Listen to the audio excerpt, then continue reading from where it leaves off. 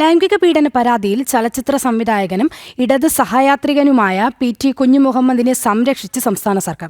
മുഖ്യമന്ത്രിക്ക് യുവതി പരാതി നൽകിയിട്ടും നടപടികൾ വൈകിപ്പിച്ചത് ആഴ്ചകളോളം. 13 ദിവസങ്ങൾക്ക് ശേഷമാണ് എഫ്ഐആർ രജിസ്റ്റർ ചെയ്തത്. മുൻ എം.എൽ.എയും സംവിധായകനുമായ പി.ടി. കുഞ്ഞുമുഹമ്മദിനെ തുടക്കം മുതൽ സർക്കാർ സംരക്ഷിക്കുകയായിരുന്നു എന്ന വിവരങ്ങളാണ് പുറത്തുവരുന്നത്. സ്ക്രീനിംഗുമായി ബന്ധപ്പെട്ട് ഹോട്ടലിലേക്ക് വിളിച്ചു വരുത്തി പീഡിപ്പിക്കാൻ ശ്രമം നടത്തിയെന്നായിരുന്നു ചലച്ചിത്ര പ്രവർത്തകയുടെ പരാതി.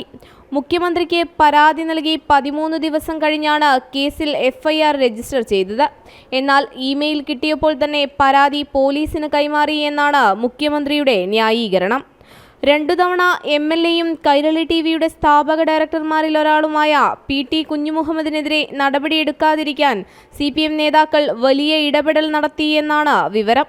പരാതി കിട്ടി 2 ആഴ്ചയ്ക്ക് ശേഷമാണ് കേസ് പോലീസിന് കൈമാറിയത്.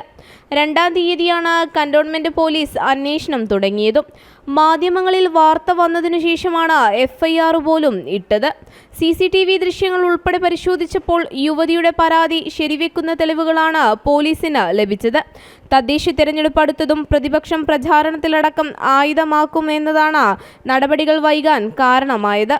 സർക്കാരിന് തന്നെ നാണക്കേട് ഉണ്ടാകുമെന്നുള്ളതിനാൽ പരാതി ഒതുക്കി തീർക്കാനുള്ള ഇടപെടലും ഇതിനിടയിൽ നടന്നു എന്നാണ് സൂചന.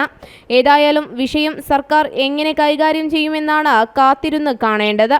ചലച്ചിത്രമേളയുടെ ശോഭയ്ക്കടക്കം മങ്ങലേൽപ്പിച്ച സാഹചര്യത്തിൽ പി.ടി. കുഞ്ഞുമുഹമ്മദിനെതിരെ മുഖം രക്ഷിക്കാനുള്ള നടപടി ഉണ്ടാകുമെന്നാണ് സൂചന.